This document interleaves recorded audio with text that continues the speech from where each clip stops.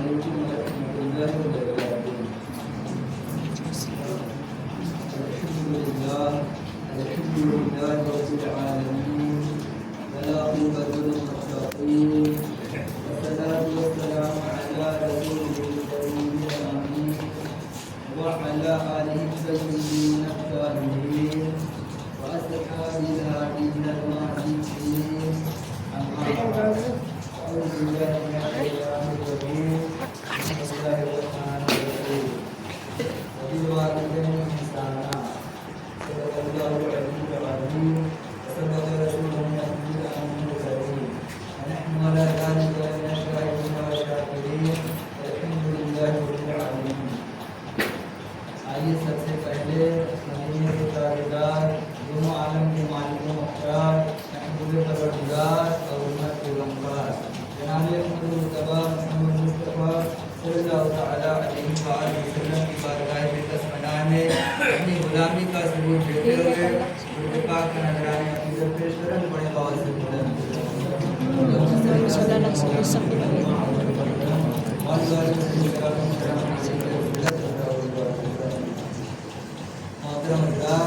ابھی میں نے جس آیت کریمہ کی تلاوت کرنے کا شرف حاصل کیا ہے اس کا ترجمہ یہ ہے کہ اپنے والدین کے ساتھ احسان کرو، ان کے ساتھ بھلائی کرو، ان کی تعظیم کرو، اور جب وہ بڑھاپے کو پہنچ جائیں تو انہیں کچھ بھی مت کرو.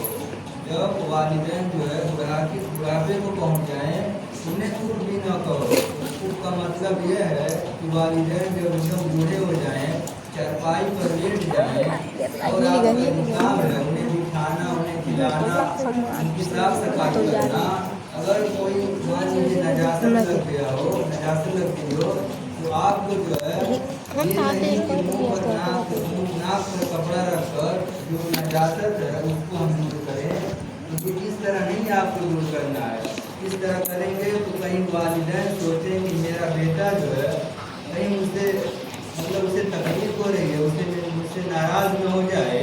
تو آپ کو اس طرح نہیں نجاست صاف کرنا ہے بلکہ آپ بغیر ناک پر کپڑا رکھے ہوئے ویسے ہی جو والدین کے بستر پر جو کچھ نجاست لگی ہے آپ کو اس کو ویسے ہی صاف کرنا ہے. یہ مطلب اس کا معنی ہے کہ والدین جب آپ کے بڑھاپے کو پہنچ رہے ہیں تو آپ انہیں کچھ مت کریے. ایک شخص حضور کی بارگاہ میں حاضر ہوا اور کہنے لگا یا رسول اللہ صلی اللہ علیہ وسلم میرے سب سے زیادہ حسن سلوک کے حقدار کون ہے؟ تو حضور نے فرمایا تمہاری ماں. پھر اس نے دوسری مرتبہ پوچھا یا رسول اللہ میرے حسن سلوک کے سب سے زیادہ حقدار کون ہے؟ تو حضور نے فرمایا تمہاری ماں. پھر اس نے تیسری مرتبہ پوچھا، پھر حضور نے فرمایا تمہاری ماں. جب اس نے چوتھی مرتبہ پوچھا تو حضور نے فرمایا تیرا باپ.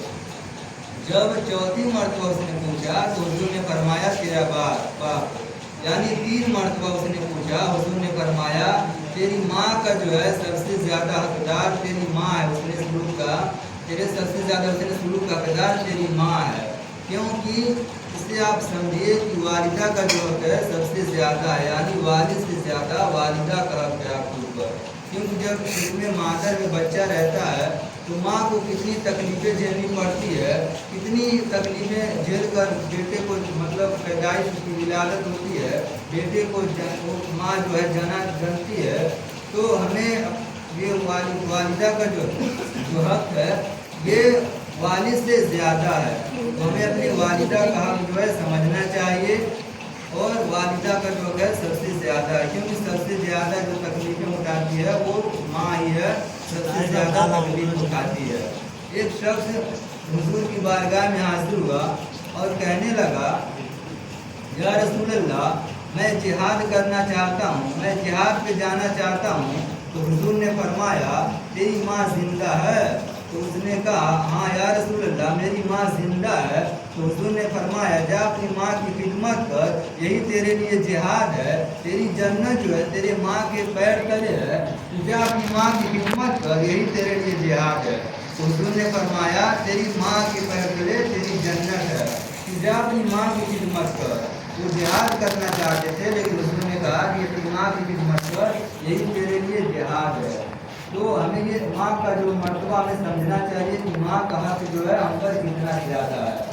इसी तरह एक शख्स जो है अपनी वालिदा को, बूढ़ी वालिदा को अपने कंधों पर बिठाकर 7 मरतबा हज कराया। तो शख्स जो है अपनी बूढ़ी वालिदा को अपने कंधों पर बिठाकर 7 मरतबा हज कराया। और जब आखिरी तवाफ से फारिग हुआ तो कहने लगा कि मैंने माँ का हक अदा कर दिया, मैंने माँ का हक क्या अदा कर दिया। तो किसी कहने वाले ने कहा, उसके कान में आवाज़ आई, अभी तो तू एक रात का भी हक अदा नहीं कर सका। क्योंकि जब अपने मादर में बेटा जब रहता है, बच्चा रहता है, तो माँ कितनी तकलीफ़ें उठाती है, कितनी वो तकलीफ़ें झेलती है। तो वो फरमाते हैं, उसकी कान में वो आवाज़ आती है कि अभी तू एक रात का भी हक अदा नहीं किया। ये माँ का मर्तबा है। उन्होंने 7 मरतबा अपने कंधों पर बिठा के हज कराया अपनी बूढ़ी वालिदा को, लेकिन वो जो है अभी एक रात का भी हक अदा नहीं कर सके। तो वालिदैन का हम पर इतना ज़्यादा हक है, अगर हम पूरी ज़िंदगी अपने वालिदैन की खिदमत करें तब भी हम उनका जो हक है अदा नहीं कर सकते। और वालिदैन के जो है हमें दुआएं लेनी चाहिए, ना कि बददुआएं लेनी चाहिए। माँ की खिदमत करनी चाहिए, उनकी हमें दुआएं लेनी चाहिए। इसकी बहुत फजीलत है, आप कामयाब हो जाएंगे। हज़रत बायज़ीद बुस्तामी रहमतुल्लाह अलैह ये अल्लाह के वली हैं। वो कहते हैं, हमेशा यही कहते थे कि मुझे जितने भी मर्तबे मिले हैं, मुझे जितने भी दर्जे मर्तबे मिले हैं, वो सब मेरी माँ की दुआओं के सदक़े में मिले हैं। अक्सरों बार यही हमेशा कहा करते थे कि जितने भी मर्तबे मुझे मिले हैं सब मेरी माँ की दुआओं के सदक़े में मिले हैं। तो किसी ने पूछ लिया, हज़रत आप बताइए, आप यही बात कहते हैं। तो हज़रत बायज़ीद बुस्तामी रहमतुल्लाह कहने लगे, एक दिन रात का समय था और मेरी माँ प्यासी थी, मुझसे पानी की तलब थी। मेरे बेटे बायज़ीद बुस्तामी, जाओ पानी लेकर आओ, मुझे प्यास लगी है। तो हज़रत बायज़ीद बुस्तामी रहमतुल्लाह अलैह घड़ा लेते हैं और नहर पे चले जाते हैं पानी लाने के लिए। नहर जो है दूर था, तो जब वो घड़े में पानी लेकर आते हैं, गिलास में रखकर अपनी वालिदा के पास जब लेकर जाते हैं, तो क्या देखते हैं, उनकी वालिदा जो है वो सो गई थी। तो हज़रत बायज़ीद बुस्तामी रहमतुल्लाह अलैह पूरी रात जो है गिलास में पानी लेकर अपनी वालिदा के सराहने खड़े रहे, पूरी रात पानी लेकर खड़े रहे। और पानी जो है गिरकर बर्फ बन गया था, उनके हाथ पर गिरकर बर्फ बन गया था। तो जब सुबह हुई, तो जब उनकी वालिदा नींद से बेदार हो गई, तो क्या देखती हैं, मेरा बेटा मेरे सराहने खड़ा है पानी लेकर। तो कहने लगी, बेटे तुम सो क्यों नहीं गए। तो हज़रत बायज़ीद बुस्तामी रहमतुल्लाह कहते हैं, माँ तुमने मुझसे पानी की तलब की थी, तुमको प्यास लगी थी, मैं इस खौफ से मैं सोया नहीं, इसलिए पूरी रात पानी लेके खड़ा रहा कि मैं तुम्हारी खिदमत, अगर तुम नाराज़ हो जाती तो अल्लाह मुझसे नाराज़ हो जाता, इसलिए मैं पूरी रात पानी लेकर खड़ा रहा। और उनकी वालिदा देखती हैं, उनके हाथ पर पानी से बर्फ जम गया था, वो खून बहने लगा था। जब उनकी वालिदा इतना जब देखती हैं तो रोने लगती हैं और अल्लाह ताला से इतनी दुआएं करती हैं, इतनी दुआएं अल्लाह से मांगती हैं अपने बेटे के लिए, अल्लाह मैं इससे राज़ी हूँ, तू भी इससे राज़ी हो जा। इतनी दुआएं दी अपने बेटे को, तो यही इतनी दुआएं दी तो अल्लाह ताला ने हज़रत बायज़ीद बुस्तामी रहमतुल्लाह अलैह को इतने मर्तबे मुकाम दिए। माँ की दुआओं के सदक़े में वो फरमाते थे, मुझे जितने भी मर्तबे मिले हैं सब मेरी माँ की दुआओं के सदक़े में मिले हैं। तो वालिदा ने कितनी दुआएं दी, तो उनको अल्लाह ताला ने वही बना दिया। ये माँ की दुआओं का ये असर है कि अगर माँ दुआएं कर दें तो औलाद कामयाब हो जाते हैं। वालिदैन की दुआ जो है बेटे के हक़ में फ़ौरन कबूल हो जाती है। तो हमें वालिदा की खिदमत करनी चाहिए। एक शख्स हुजूर की बारगाह में हाजिर हुआ, हुजूर से पूछा गया या रसूलल्लाह सल्लल्लाहु अलैहि वसल्लम, मेरे वालिदैन का मुझ पर क्या हक है। तो हुजूर ने फरमाया, तेरे वालिदैन जो हैं तेरी जन्नत हैं और वही तेरी दोज़ख हैं। मतलब यह है कि अगर अपने वालिदैन को तुम राज़ी कर लोगे तो जन्नत में जाओगे, अगर उनको नाराज़ करोगे तो दोज़ख में डाल दिए जाओगे। ये हुजूर ने फरमाया, हदीस पाक है कि तुम्हारे माँ बाप ही तुम्हारी जन्नत है, वही तुम्हारी दोज़ख है। उनको राज़ी करोगे तो जन्नत में चले जाओगे, और उनको नाराज़ करोगे, तकलीफ़ें दोगे तो तुमको दोज़ख में डाल दिया जाएगा।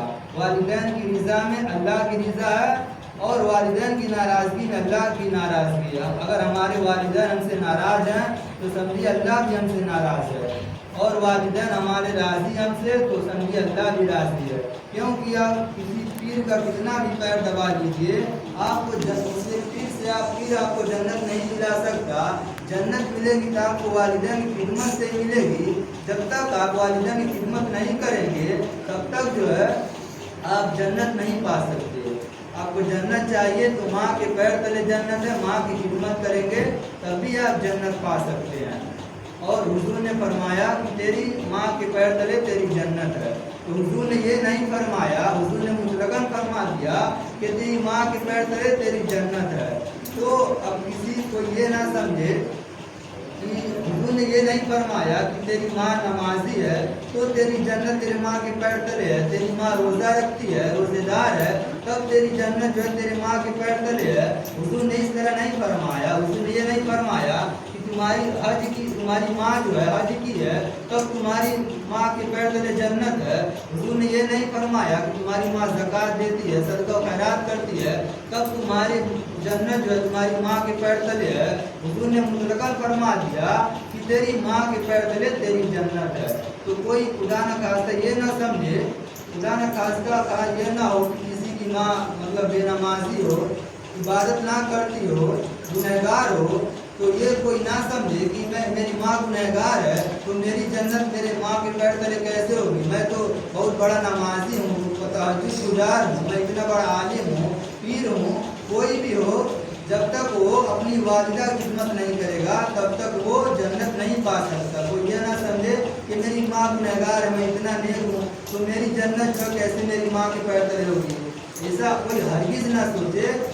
اپنی جو ماں گنہگار بھی ہو، والدین گنہگار بھی ہو، تب بھی جو ہے آپ کی جنت جو آپ کی ماں کے پیر تلے ہے. اور آپ اگر گنہگار ماں کی خدمت جو آپ نہیں کریں گے تو دوزخ میں ڈالے جائیں گے. تو کچھ جو بدعقیدے ہیں، جو ہماری مائیں ہیں، حضرت عائشہ صدیقہ رضی اللہ تعالیٰ عنہ، وہ پوری جتنے مومن ہیں سب کی مائیں ہیں، ان کے بارے میں لوگ کچھ گستاخی کرتے ہیں. تو بتائیے جب گنہگار ماں کی جب کوئی خدمت نہ کرے تو دوزخ میں جائے گا، انہیں ناراض کرے گا.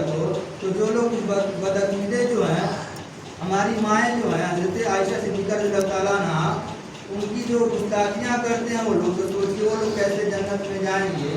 بلکہ وہ لوگ کتنی عبادت گزار تھی، نیک تھی، کتنی ان سے تو کوئی گناہ ہی نہیں ہوا تھا.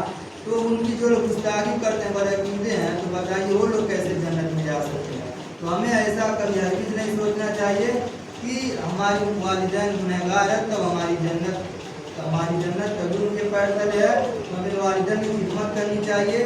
ایک شخص اور حضور کی بارگاہ میں حاضر ہوا، کہنے لگا یا رسول اللہ، میرا بیٹا جو ہے اپنی چیزوں کو ہاتھ نہیں لگانے دیتا. تو حضور کی آنکھوں میں آنسو آ گئے. حضور نے فرمایا تو بھی اور تیرا مال بھی تیرے باپ کا ہے، وہ جو چاہے جو کرے تمہیں روک نہیں سکتا. کوئی یہ نہ سوچے کہ میرے والدین مجھ سے پیسہ مانگتے ہیں تو یہ پیسہ میرا ہے، میں انہیں کیوں دوں. حضور نے فرمایا تو بھی تیرا مال بھی تیرے باپ کا ہے، وہ جو چاہیں جو کرے انہیں روک نہیں سکتا. تو کوئی یہ نہ سمجھے میرا پیسہ ہے، میرے والد مجھ سے مانگتے میں انہیں کیوں دوں. آپ بھی اور آپ کا مال جو ہے حضور نے فرمایا وہ تیرے باپ ہی کا ہے، وہ جو چاہیں کرے انہیں روک نہیں سکتا. ایک 9 سال کا لڑکا تھا، وہ اپنے ابو سے کہنے لگا، ایک دیوار پر کوا بیٹھا ہوا تھا، تو بچہ جو تھا کہنے لگا ابو وہ کون سا پرندہ ہے. تو باپ کہنے لگا بیٹے وہ کوا ہے. پھر بیٹا کہنے لگا ابو وہ کون سا وہ پرندہ جو ہے کوا ہے. تو باپ کہنے لگا ہاں بیٹا وہ کوا ہے. اسی طرح بچے نے 100 مرتبہ سوال کیا ابو جو پرندہ بیٹھا ہے وہ کوا ہے. تو باپ محبت سے کہا ہاں بیٹا وہ کوا ہے. اور باپ نے 100 مرتبہ لکھ لیا تھا کہ میرے بیٹے نے بچپن مجھ سے 100 مرتبہ سوال کیا تھا، میں نے 100 مرتبہ محبت سے جواب دیا. تو جب زمانہ گزر گیا، جو بچہ تھا وہ جوان ہو گیا اور جو باپ تھا وہ بوڑھا ہو گیا. تو اتفاق سے وہی پرندہ جو ہے بیٹھا ہوا تھا. تو باپ اپنے بیٹے سے کہتا ہے بیٹے وہ پرندہ کوا ہے. تو بیٹا کہتا ہاں ابو وہ کوا ہے. پھر باپ کہتا ہے ابو وہ کوا ہے. تو بیٹا ناراض ہو جاتا ہے 2 ہی مرتبہ میں، کہتا ابو آپ کہاں کہہ رہے ہیں، بار بار میں آپ سے کہہ رہا ہوں कि वो परिंदा कौवा है, फिर भी आप बार बार यही सवाल रखना है।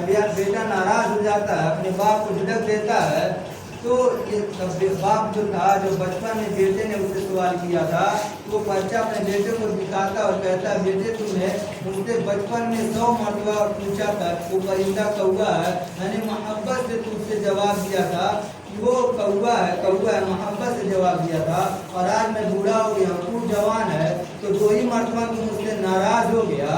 तो देखिए, हमें अपने वालिदैन की खिदमत करनी चाहिए, जिस तरह वो बचपन हमारी परवरिश करते हैं, हमारी खिदमत करते हैं। हमें हमारा भी हक है कि हम बुढ़ापे को जब पहुंच जाएं तो उनकी खिदमत करें, ना कि उन्हें हम झिड़कें। अगर उन्हें हम नाराज करेंगे तो हुजूर का फरमान है, वालिदैन को नाराज करोगे तो दोज़ख में डाल दिए जाओगे, और जैसा अपने वालिदैन के साथ सलूक करेंगे वैसा ही हमारे बेटे भी हमारे साथ वैसा सलूक करेंगे। हमें अपने बेटे के साथ अच्छा सलूक करना चाहिए। अल्लाह ताला हमें और आपको अपने वालिदैन की खिदमत करने की तौफीक अता फरमाए। हमारे